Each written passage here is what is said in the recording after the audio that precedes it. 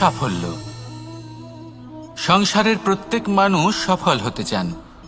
একটু বোধবুদ্ধি আসার পরেই সে সাফল্যের পেছনে ছুটতে থাকেন, আজীবন এই সাফল্যের পিছনে ছুটতে থাকেন।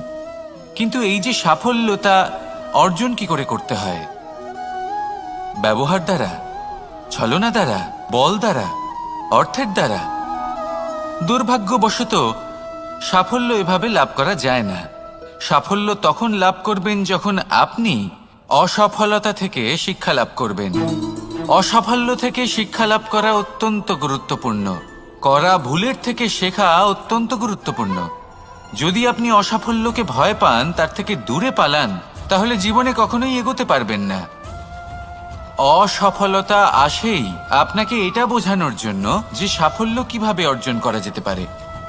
তাহলে অসফলতাকে স্বাগত জানান, তার থেকে শিখুন। নিশ্চিত রূপে